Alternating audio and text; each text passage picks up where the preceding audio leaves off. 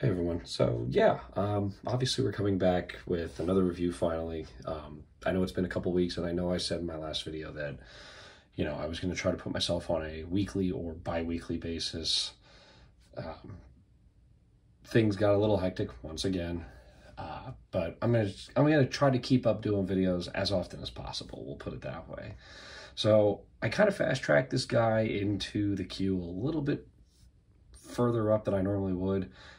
Obviously, that's because of this being a big deal for me. One of my long-awaited, long-hunted for figures.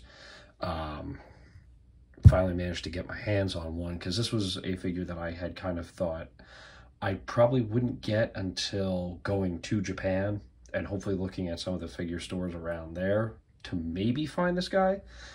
But alas, managed to find one on eBay for a very good price. And yeah, here we are. So obviously, Godzilla 74, you guys know, one of my absolute favorite Godzilla suits, kind of tied with MegaroGoji 2002, 2003, hence why these were my two bucket list figures, that and my Bandai Godzilla 2002, and obviously the NECA 2003, just to kind of do a completist thing of having both suits. Now with this figure, these are extremely rare. It's staggering sometimes that you think that a hunk of vinyl can't go for that much, but I have seen this figure go for up to 600. I think that was the highest I ever saw it go. And it's the $100 to $200 price range is understandable, because it is a very nice figure when Bandai was back, like when they were on top of the Godzilla market. So anyway, onto the figure. So this is obviously the 74 Godzilla. We obviously had, it's the same suit design, the head slightly changed year to year. So 73, he was a little bit more friendly looking, if you want to call it that. And then gradually over the years, he started to get more fierce. They changed the angle of the brow. So this is kind of like your medium fierceness.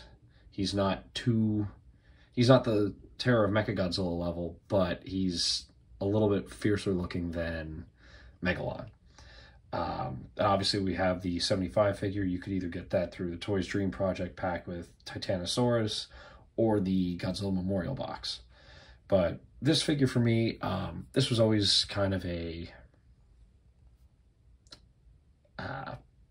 long-awaited treasure, partially because this is the Godzilla suit from arguably my favorite Godzilla movie. Like I said, it flips back and forth between that and Tokyo SOS, but I absolutely love the look of the suit. And this figure, I gotta say, the sculpt is phenomenal.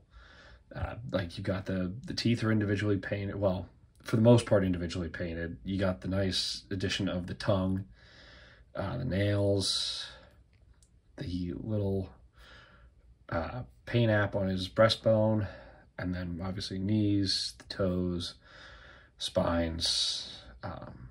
Just the whole sculpt of the figure is phenomenal. And the tail. Now mine obviously has some paint scuffs here and there. It's nothing too major, because figure it this way, at this point you pretty much have to get figures that are used for this suit. So yeah, definitely a good sculpt. Looks almost exactly like, well, it does look exactly like the figure, like the actual suit. So we'll move on to the articulation. Standard Bandai articulation, head 360. The arms, now the arms you can only really move up and down because they do clash with the abdomen there. And same with the legs, you can kind of move them in and out, but they are a pain when you try to go 360 on them. They have a tendency to get kind of caught up with the pelvic area, kind of where the tail joint and the legs meet. So just be aware of that. And then obviously there is articulation in, well, there's a glue seal in the tail, and I really don't want to break it. I just would rather leave it as is. So yeah, real quick, we'll take a look at the tag, because obviously I lucked out and managed to find one with the tag for a decent price. So standard Bandai Japan tag. nice little fold out, but you get a nice shot of the 74 suit. I believe this is from the publicity image with him and MegaGodzilla squaring off. I don't believe King Caesar was in this photo. I'd have to take a look at it again.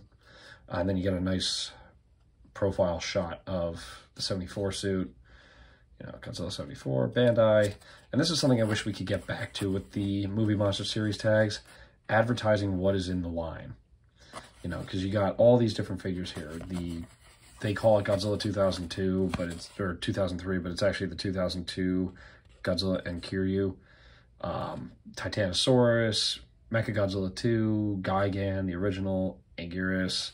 Like, you know, you get all these editions, and just looking at the prices, it's kind of amazing looking at how back then it was pretty much $7 for a Godzilla figure. Now, this guy, he might have gone for $7 back then.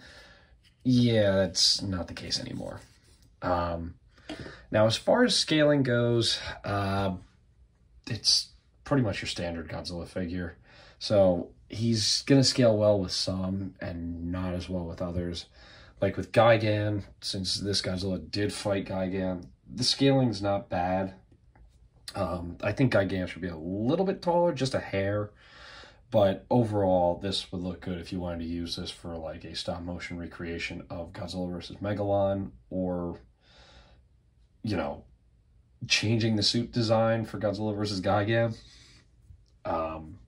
Yeah, and since we were talking about Megalon, obviously the new Bandai Megalon, this scaling,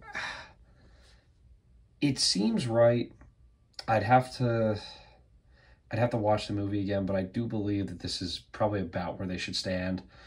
Obviously, Megalon was fairly beefy, and you got to account for the horn on his head. But I'd say, yeah, this will work, especially if you were to team him and Gigan up together.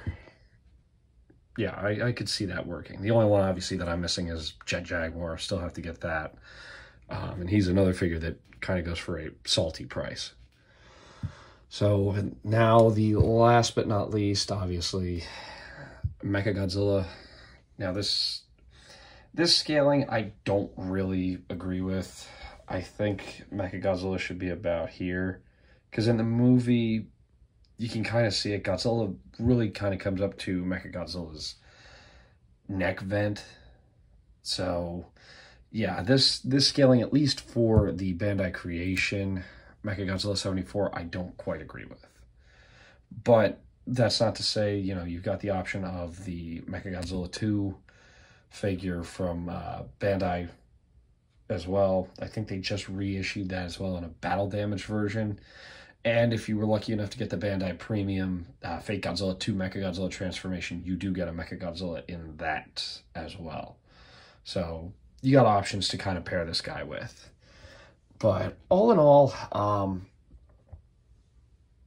it's a great figure. I really do love having this figure, and I would highly recommend it, albeit if you are going to get it, be prepared for a very high price on most of your online marketplaces. I've really only ever seen this guy on eBay. That's not to say that you couldn't find him in other forums online, but I'd say basically eBay is your best bet. But Sculpt is a 4.5 out of 5. The main thing is just kind of, I wish they would have kind of sculpted the body a little bit better to where the arms didn't get in the way, but that's a minor gripe. Paint's a 5 out of 5. Scaling, I'll give it about a 4, because he goes well with some figures, but some he doesn't. That's not really the fault of this figure. It's more so the molds that we were given through other companies. But yeah, I would highly recommend this, especially if you love the 74 suit. And if you can manage to find this or 75 for a decent price, get it. So yeah, hope you guys enjoyed the video, and I will see you guys in the next video, which I'm going to change gears a little bit for that one.